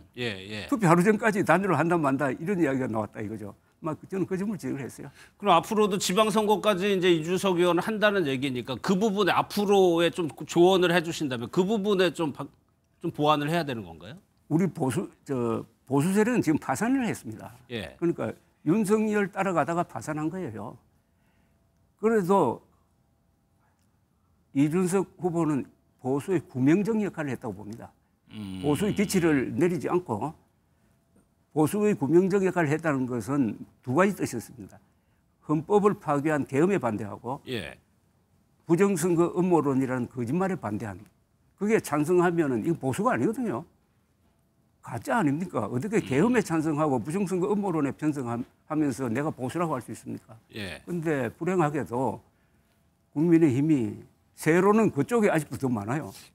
그러면은 이거는 같이 갈 수가 없는 거죠. 가짜 보수와 진짜 보수가 갈라져야 되는데 그나마 한동훈, 이준석 두 사람이 한 사람 40대, 한 사람 50대 나이도 있고 논리도 있고 하니까 이분들 중심으로 한국 보수가 재구성되도록 해야 될 것이고 그러려면은 한동훈, 이준석 두 사람이 경쟁하면서 협력할 필요가 있습니다. 근데 동시에 이제 국민의힘에서도 이제 8월 전당대회 얘기가 나오면서 당권 주자로 꼽히는 분들이 아직 물밑에서 지금 움직이고 있는 것 같은데 말씀하신 그런 흐름은 명확하게 보이진 않는 것 같거든요. 원내대표 경선 결과도 그랬고요. 당대표 선거는 원내대표 선거하고는 다르고요. 지금 아마 이번 전당대회가 한 8월에 있으면은 이 특검 수사도 거기에 영향을 많이 미칠 것이고 요사이 날로 악화되고 있는 국민의힘의 지지율 있지 않습니까? 지지율이 김문수 후보가 41% 받았죠. 그런데 지지난주의 국민의힘 지지율이 21%더라고요. 그렇죠. 반토막밖에 안 됐어요. 그렇게 나왔죠. 이거는 완전히 국민의힘이 심하게 말하면은 해체 단계로 간다는 이야기 아닙니까? 이런 위기감이 국민의힘 당원 그리고 국민의힘 지지자들이 있을 거라고 봅니다. 그래서 그게 이번 당 대표 선거에서 반영이 되면은 윤석열 세력이 또다시 당권을 잡기는 힘들게 되고 그러면은 새로 등장하는 사람이 이 당을 바꿀 수가 있겠죠. 그런 여론을 지금 조 대표님이 말씀하신 여론을 반영할 수 있는 인물이 한동훈 전 대표. 나머지 현실적으로는 그래요. 현실적으로는 그런데 그분이 뭐 출마할지 안 할지 모르고 뭐 자기하고 뜻이 맞는 사람을 또 앞에 내세울 수도 있고 하는데 어쨌든 역사의 흐름이라든지 그런 걸 보면은 윤석열 개인에 반대하는 게 아니라 계엄에 반대하고 탄핵에 찬성하고 부정선거 음모론에 반대했던 사람이 당대표가 되어야 그렇게 해야 이재명 정부를 견제할 수가 있습니다. 아니 윤석열 편들면서 이재명 정부 비난하면은 그게 먹히겠습니까? 그러니까 조 대표님께서 지금 보수 진영이 어떻게 보면 재편이 필요한 상황이라고 보시는 거죠? 필요한 정도가 아니라 절박하죠. 결국 나눠져야 아닙니까? 좀 쉽게 이야기하면 맨정신 보수와 아닌 보수로 나눠질 수밖에 없잖아요. 그러니까 어차피 맨정신 보수가 많아질 겁니다. 맨정신 보수. 뭐 맨정신이라는 거 내가 좀 쉽게. 그러니까 보수의 가치는 세 가지거든요. 사실을 존중하고 법치 존중하고 그다음에 자유를 지키는 것이 보수의 3대 가치인데 윤석열 편에 섰다는 것은 이 3대 가치를 모조리 부정하는 사람인데 그런 사람은 뭐 저기 어디 극우로 분류돼 가지고 소수가 되면 모르겠어요. 이 사람들이 국민의힘에 당원 가입을 많이 해가지고 뭐 당권을 잡는다든지 이래 되면은 그건 좀 다른 차원의 문제고 그때는 뭐 분당이라든지 이런 사태가 일어나지 않겠습니까? 알겠습니다. 그러면 오늘은 여기까지만 좀 말씀을 나누고 다음에 한 번 더 모셔가지고 더 이야기를 들어보도록 하겠습니다. 고맙습니다, 대표님.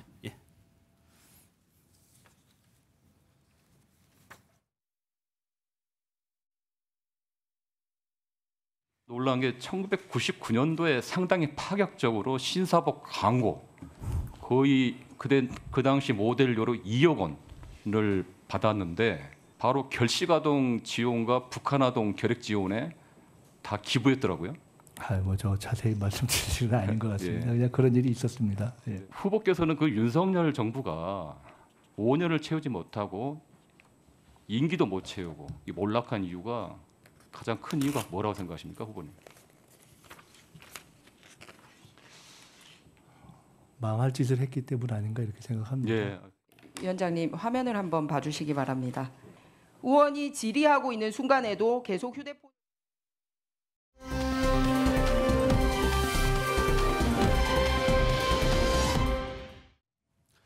네, 사건 사고 소식 이어가도록 하겠습니다. 김유진 아나운서, 양지민 변호사, 서정빈 변호사 나오셨습니다. 어서 오십시오. 안녕하세요. 첫 번째 소식이 이경규 씨 관련 소식인데 한 번도 지금까지 뭐 구설수에 없었는데 어제 경찰 조사를 받았죠. 맞습니다. 경찰이 이경규 씨를 약물운전 혐의로 입건해서 소환 조사를 벌였습니다. 경찰이 밝힌 바에 따르면 약물 복용 경위, 당시 상황 등에 대해서 전반적인 조사를 진행했다고 밝혔는데요. 조사가 밤 9시쯤에 시작이 됐었는데 11시가 조금 되기 전 한 1시간 45분쯤 소요가 됐다고 하더라고요. 아무래도 전반적인 경위와 이경규 씨 측의 입장을 좀 심도 깊게 들여다본 것으로 보입니다. 꽤 조사 시간이 길었다고도 볼 수가 있는데 서정빈 변호사님, 그러면 뭐 원래 이렇게 이 정도 시간이 걸리는 건지 아니면 조사할 것이 좀 많았던 걸까요? 사실 조금 더 우리가 흔하게 접할 수 있는 음주운전 사건이랑 비교를 해보면 인정하는 음주운전 사건 같은 경우에는 뭐 통상 1시간 정도 안쪽으로 이제 조사 시간이 안쪽으로. 빨리 끝나게 됩니다. 하지만 뭐 지금 이경규 씨가 관련된 이런 약물과 관련된 그런 이런 음주한 사건 같은 경우에는 보다 조사할 내용이 조금 많을 수는 있습니다. 뭐 예를 들어 약물과 관련해서 어떤 약을 먹었는지 또 과거에 어떤 식으로 처방을 받아왔는지부터 해서 이 사건 당일에 언제 이 약을 다시 한번 복용을 했고 또 운전대까지는 얼마나 시간이 걸렸는지 그리고 운전을 해서는 뭐 어떤 상태였는지 이런 것들을 이제 보다 자세하게 추가적으로 조사를 해야 될 내용들이 있기 때문에 그래서 일반적인 그런 음주운전 사건보다는 조사할 내용이 조금 더 많았다 이렇게 보면 좋을 것 같습니다. 그러면 어제 조사가 끝나고 이경규 씨 본인과 이경규 씨 변호사 인터뷰 듣고 이어가도록 하겠습니다. 사실 저도 이번에 그 공황장애 약을 먹고 몸이 아팠을 때는 운전을 하면 안 된다는 것을 크게 제가 그걸 인지하지 못했어요. 근데 많은 분들도 그런 것은 조금 많이 인지를 하지 못하고 있지 않느냐는 생각이 들어요. 그래서 앞으로는 이제 우리가 먹고 있는 약들 중에서 그런 계통의 약이 있다면 몸이 좀 안 좋으면 운전을 조금 자제하는 것이 좋지 않을까 하는 말씀드리고 제 자신도 앞으로 주의하도록 하겠습니다. 일단 양 변호사님 이경규 씨 얘기를 들어보면 주의하겠다라고 얘기를 하네요. 그렇습니다. 그러니까 본인이 약물을 복용을 하고 운전한 사실 자체에 대해서는 시인을 하는 상황인 것이고요. 다만 일각에서 제기되는 이제 약물 운전이라고 칭해지다 보니까 혹시나 금지된 약물 아니면 뭐 마약이라든지 이런 것들을 복용한 건 아니냐라는 이제 이야기가 나왔는데 그건 전혀 아니다. 국과수에서 실제로 약물 검출을 해봤더니 본인이 복용한 이 공황장애 관련된 약 성분만 나왔다라는 것이에요. 다만 본인이 이제 무지했던 부분 그러한 약을 먹고 본인의 몸 상태가 컨디션이 되게 안 좋을 때에는 이 약이 미치는 효과가 또 강할 수가 있기 때문에 그때는 절대로 운전을 하면 안 됐는데 본인이 그 부분에 대해서는 미처 잘 인지하지 못했다라고 인정을 했습니다. 변호인도 입장문을 냈죠. 그러니까 약물이라고 하면 의뢰 사람들이 떠올리는 마약 이런 게 아니에요. 맞습니다. 10년간 공황장애를 알아왔고 사건 전날도 처방약을 먹었는데도 몸 상태가 나아지지 않아서 직접 운전을 해서 병원을 찾았던 것이라고 설명을 했는데요. 하지만 돌이켜 생각을 해보면 컨디션이 좋아지지 않은 상태에서 운전대를 잡았다는 것 자체만으로도 이게 잘못될 수 있었기 때문에 이제 그런 거는 변명할 수 없는 부주의였다 이렇게 이야기를 했습니다. 그리고 앞으로 몸과 마음을 더 돌보면서 말과 행동을 신중히 하겠다 이런 내용의 입장문을 대독을 했습니다. 사실 이번 이경규 씨 사건이 조금 충격이 더 컸던 이유는 워낙 이런 사건 사고가 없는 연예인이었기 때문에 더 충격으로 다녀왔었는데 실제로 평소 방송에서도 이 부분 본인의 행실이라든가 이런 걸 주의하고 있다는 거를 여러 차례 밝혀왔어요. 네, 그렇습니다. 이제 이경규 씨 같은 경우에는 워낙 오랫동안 또 최고의 자리에서 인기를 얻어온 스타이기도 한데 그동안 어떠한 구설수에도 오르지 않았던 그 비결에 대해서 이 TV 프로그램에서 자신의 그런 의견을 밝히기도 했습니다. 그래서 뭐 과하게 많은 사람들과 어울리지도 않고 또 많은 것을 탐하지도 않는다. 또 한편으로는 좀 더 구체적으로 이 술과 관련해서는 집에서 멀리 떨어진 곳에서 술을 먹지 않고 집 근처에서 음주를 한다. 왜냐하면은 혹시라도 실수를 할까 봐 그럴 가능성을 차단하기 위해서다라고 밝혔습니다.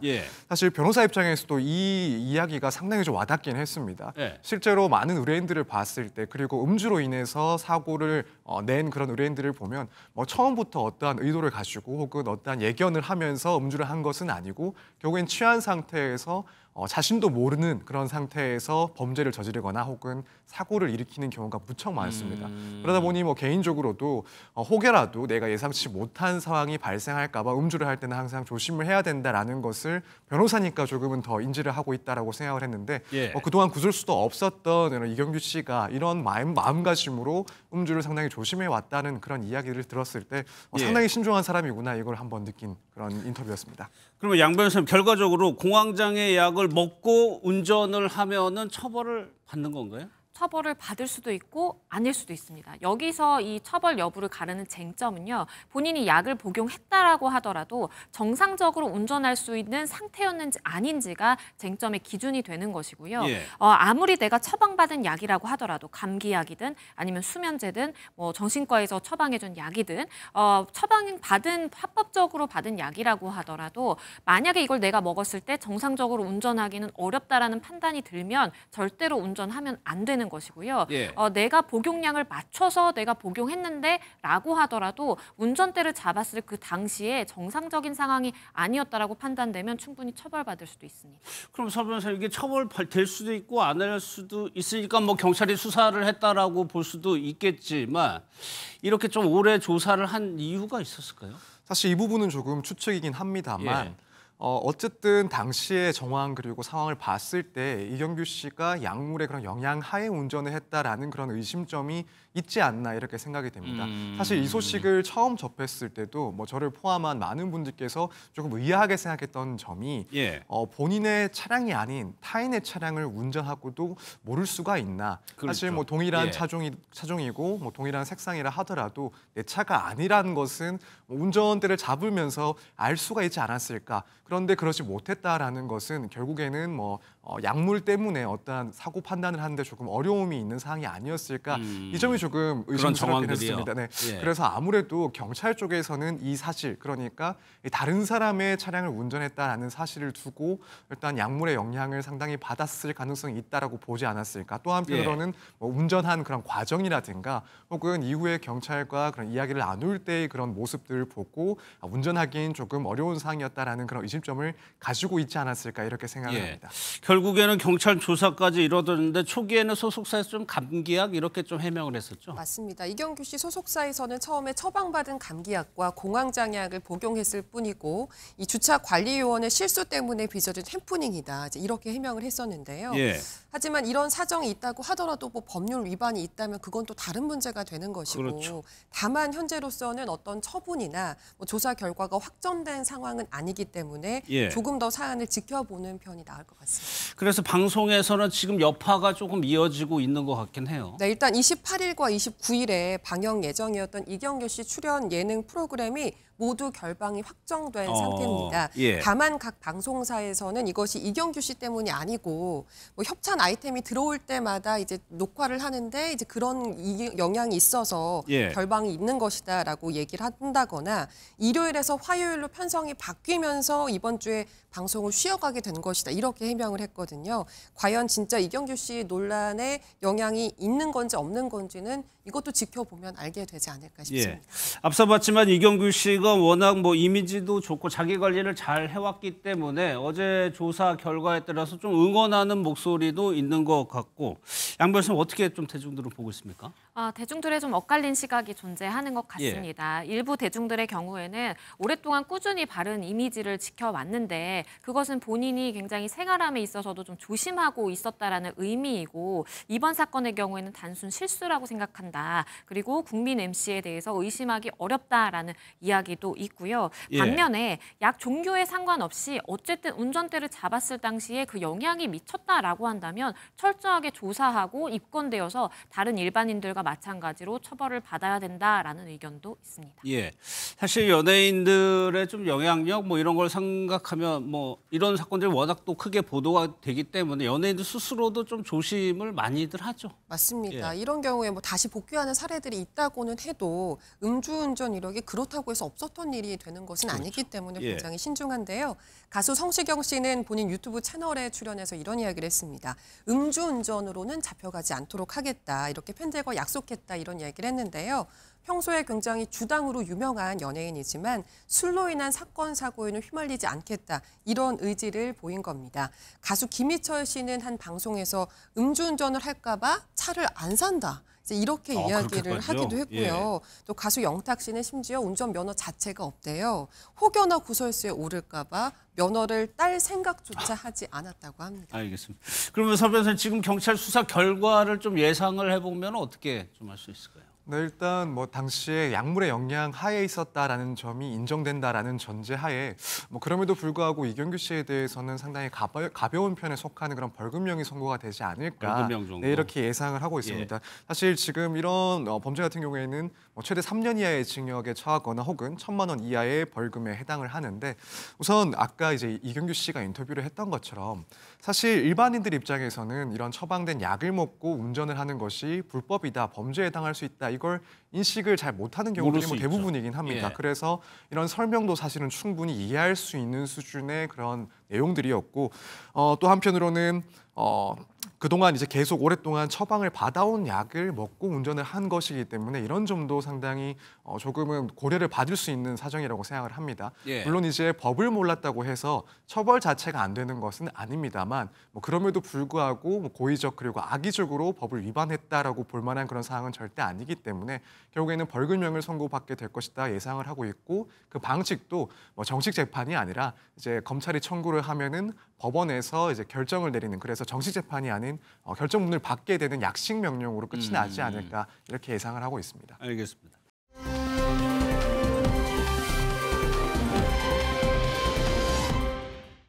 다음 소식은요. 최태원 회장이 이제 두 딸과 아들이 있는데 오늘 참 화제를 많이 모은 뉴스. 둘째 사위 때문에 그런데 김유진 아나운서 둘째 사위가 무슨 일을 하길래 이렇게 화제가 된 겁니까? 지금 군 복무 중이라고 하는데요. 중동 카타르에 있는 미국 중부 특수작전사령부에서 근무를 하고 있다고 합니다.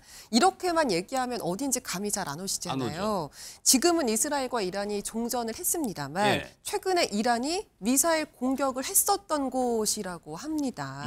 최태원 회장의 둘째 사위인 케빈 리우항 씨는 얼마 전에 이스라엘의 이란 본토 공습 작전에도 참여했다는 사실을 직접 밝히기도 했었는데요. 이와 함께 본인의 SNS를 통해서 자신이 무사하다 이런 소식을 전했다고 합니다. 그러니까 둘째 사위가 근무하는 곳이 중동에서 가장 큰 미군 기지라고 보시면 될 것 같아요. 그러면 양 변호사님 직업 변호사인 거죠? 그렇죠. 그러니까 아니, 변호사가 군인인 거죠? 군인이라고 생각을 하실 수도 있는데 현업을 하면서 이제 군복무를 할 수도 있고요. 그래요? 사실은 이 케빈 황 씨의 경우에는 중국계 미국인이에요. 그래서 하버드대와 스탠퍼드대 경영학 석사 과정을 마친 사람이고요. 21년에 예비군으로 전환을 해서 미국 캘리포니아에서 소프트웨어 분야의 이 스타트업을 창업해서 운영을 했다고 합니다. 그런데 이제 미국 예비군은 우리나라 예비군과 좀 다른 것이 말씀드린 것처럼 평소에 나는 뭐 스타트업을 운영하든 내 생업에 종사를 하면서 정기적으로 훈련만 받을 수 있고요. 아니면 어디에 이제 군 인력이 필요하다라고 한다면 거기에 자원을 해서 군 수요에 따라서 현역으로 또 전환을 할 수도 있어요. 그래서 지금 신분은 어쨌든 현역으로 전환된 좀 군인 신분이다라고 볼 수가 있겠고 그러면 처음부터 쭉 직업 군인 신분이었냐라고 보면 그건 아니고 사업도 했었고 뭐 스타트업 다양한 일을 하다가 지금은 군 수요가 있어서 이제 전환된 그런 상황이라고 합니다. 예비역으로 있다가 현역으로 다시 전환돼서 그것도 핵심적인 중동의 카타르에 지금 분명을 하고 있는 겁니다. 큰딸 결혼은 좀 많이 알려져서 조금 보도가 많이 됐었는데 그럼 둘째 딸은 작년에 결혼했다면서요? 맞습니다. 지난해 10월에 결혼식을 올렸었죠. 결혼식이 철저한 보안 속에 비공개로 치러졌습니다. SK그룹 차녀의 결혼식답게 각계각층 인사 한 500여 명이 참석을 했다고 하는데요. 특히 최태원 회장이 대한상공회의소 회장을 맡고 있는 만큼 재계 인사들도 대거 참석을 했습니다. 이재용 삼성전자 회장이라든지 구광모 LG그룹 회장 등 기업 총수들의 모습도 결혼식에서 찾아볼 수 있었습니다. 10월이라고 하면 지금 6월이니까 신혼이라고 할 수도 있는 상황인 건데 지금 이른바 파병을 간 거잖아요. 그렇죠. 근데 파병을 간 시점을 보면요. 거의 결혼 직후에 간 것으로 지금 예상이 됩니다. 왜냐하면 이 최태원 회장의 둘째 사위인 케빈 씨가 작년 11월부터 이곳에 아까 말씀드렸던 중동에서 복무하고 있는 것으로 알려지고 있거든요. 그리고 직접 이 케빈 씨가 SNS에 올린 그런 글을 보면 우크라이나나 인도태평양 사령부에 배치되는 것보다 중동으로 가는 게 한가할 줄 알았는데 아니었다. 뭐 이런 얘기를 하고 있어요. 왜냐하면 뭐 최근에 시리아, 예멘부터 시작해서 이란 또 이번에 이스라엘 이런 문제까지 정세가 급변하는 상황이 있었기 때문에 그런 이야기를 했던 것으로 보이는데요. 또 잘은 모르지만 군 생활도 굉장히 잘하고 있는 것으로 보입니다. 왜냐하면 소령 진급에 성공했다든지 아니면 공로 훈장을 받았다. 이런 사실을 밝히기도 했기 때문입니다. 사실 이 최태원 회장의 둘째 딸은 과거에 기억이 나실지 모르겠는데 군에 자원 입대했다고 해가지고 굉장히 크게 화제가 됐었어요. 네, 그렇습니다. 저도 사실 이 기사는 기억을 하고 있습니다. 기억나시죠? 사실 뭐 일반적으로 이런 재벌가의 자녀들이 뭐 무슨 일을 하고 있는지에 대해서는 뭐 개인적으로는 큰 관심을 갖고 있다거나 혹은 기사를 읽어도 사실 기억에 남지 않은 경우들이 많았습니다. 을에 뭐 가족들이 일하고 있는 그런 회사에서 일을 하고 있지 않을까 이 정도만 생각을 했는데 지금 이 최민정 씨 같은 경우에는 당시에 군입대를 하면서 사실 보도화도 많이 됐고 사람들의 뇌리에 상당히 많이 박혀 있는 그런 상황이었습니다. 이제 2014년에 해군 사관 후보생으로 지원을 했고 또 훈련을 마친 뒤에 소위로 임관을 했습니다. 그리고 이 경우는 이제 재벌과 관련된 그런 자녀들의 입장에서는 뭐 최초의 군입대라서 더욱 화제를 끌기도 했었고요. 이후에는 2015년 이제 6개월 동안 청해부대 충무공 이순심 함에 승선을 해서 아덴만 파병 근무까지도 했었습니다. 그래서 사실 당시에 이제 SK 최태원 회장의 그런 가정사적인 문제 때문에 조금 대중의 그런 문매를 맞고 있는 상황이긴 했는데 이때 이제 이 둘째 딸인 최민정 씨의 그런 군입대 소식 그리고 복무 소식이 전해지면서 당시 SK그룹 이미지 개선에 상당한 영향을 줬다라고 하면서 효녀다라는 그런 평을 또 받기도 했었습니다. 그럼 김유진 아나운서 두 사람이 공통점이 지금 군이란 말이에요. 이게 인연의 끈이 됐을까요? 그렇다고도 볼 수 있을 것 같습니다. 근데 일단 두 사람이 처음 만난 거는 2020년에 미국 워싱턴 DC였는데요. 이웃으로 처음 만났다고 해요. 이웃으로? 네, 이웃으로 만나서 사랑에 빠져서 결혼까지 거의 뭐 영화 같은 스토리라고 할 수 있을 것 같은데 당시 이 케빈 황은 펜타곤이라고 해서 미 국방성에서 근무를 하고 있었다고 하고요. 최민정 씨는 워싱턴 DC에는 SK 하이닉스의 지사에서 일을 하고 있었다고 합니다. 이웃으로 만나서 군복무 경험을 공유하면서 가까워졌다고 하는데 케빈 황이 2020년에 약 9개월간 한국에서 복무를 또 했어요. 이러면서 인연을 이어가게 된 것으로 추정이 됩니다. 우스갯소리로 남성분들한테 소개팅 나가서 절대 해서는 안 될 얘기가 군대 얘기, 축구 얘기, 군대에서 축구한 얘기 절대 하지 말라는 얘기를 하거든요. 그러니까 혼자만 아는 얘기 하지 말라고 하는데 이 두 사람에게는 의외로 군대 얘기가 가장 재미있는 얘기였을 수도 있겠다 이런 생각을 해봅니다. 그러고 보면은 자원 입대도 특이하고 연애 결혼에 또 심지어 외국인 이게 양심에서 재벌가의 모습과는 많이 다르죠. 그렇죠. 예전에 이제 떠올려 보면 재벌가 하면 왠지 다 정략 결혼할 것 같고 그런 이미지가 있는데 사실 이 둘째 차녀 민정 씨의 경우에도 저렇게 이웃으로 만났다가 결혼까지 성공하게 되는 정말 연애 결혼을 한 것이거든요. 그런데 사실 SK가를 보면 이 민정 씨뿐만 아니라 첫째 딸 역시도 연애 결혼을 했다라고 합니다.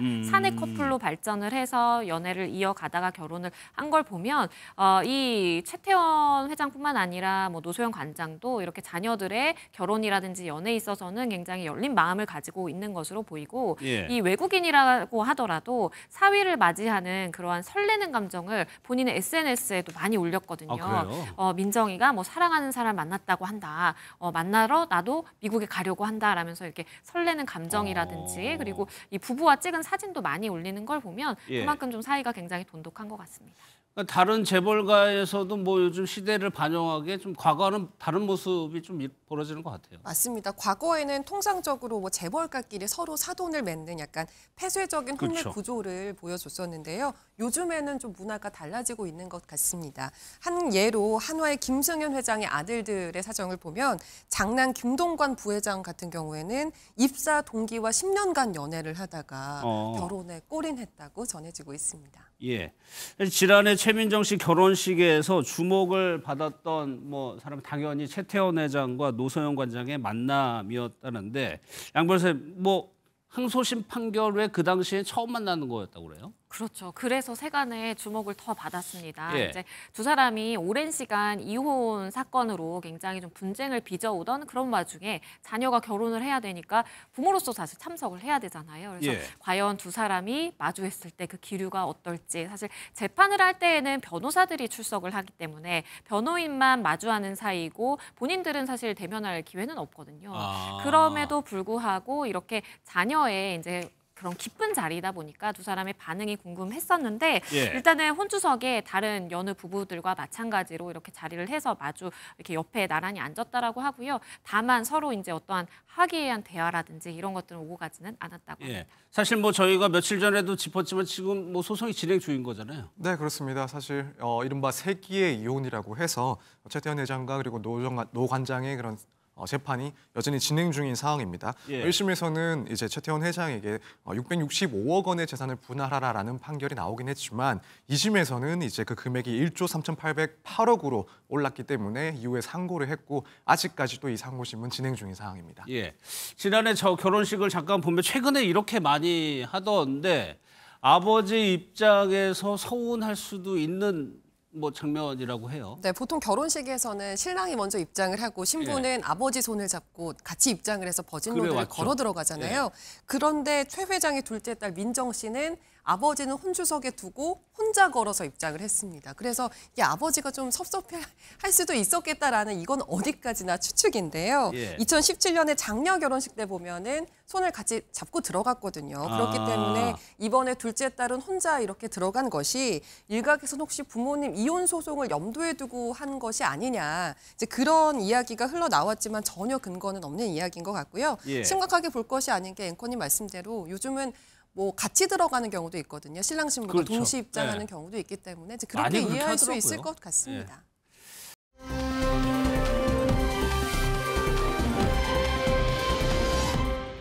교통신고를 받고 출동한 경찰이 현장에 갔더니 운전자가 없었다고 합니다. 영상을 좀 먼저 보겠습니다.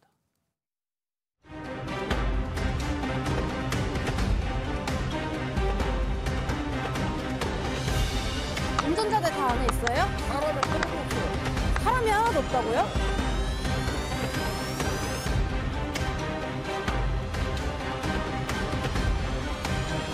부장님 잠깐만. 네, 이리 오세요. 네.